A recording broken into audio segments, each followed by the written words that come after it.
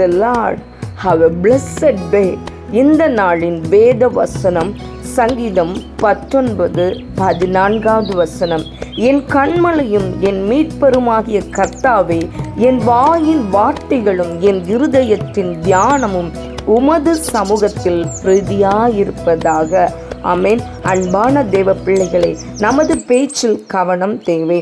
ஒருவர் இப்படியாக சொன்னார், ஆண்டவர் நாம் பிறக்கும் போதே நமக்கு ஒரு மேஜிக் ஸ்ட்ரிக்கையும் தந்திருக்கிறார், நம்மோடு அந்த மேஜிக் ஸ்ட்ரிக் இருக்கிறது என்றார். அது வேறு எதுவும் இல்லை, நம்முடைய நாக்கு தான். ஆமென். மரணமும் ஜீவனும் நாவின் அதிகாரத்தில் உள்ளது. பேச தெரியும், எனக்கும் வாய் இருக்கு அப்படின்னு கண்டதையும் பேசக்கூடாது.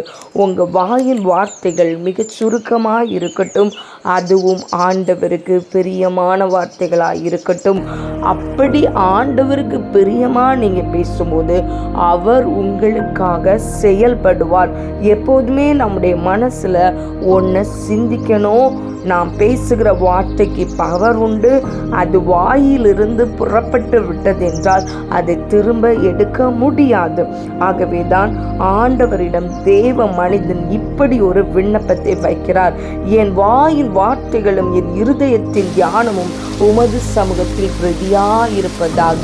நீர் ஏற்றுக்கொள்ளக்கூடிய வகையில், நீர் அக்செப்ட் பண்ணக்கூடிய வகையில் என் வார்த்தை இருக்கட்டும், என் இருதயத்தின் தியானம், என் நினைவு, என் எண்ணமெல்லாம் இருக்கட்டும் என்று.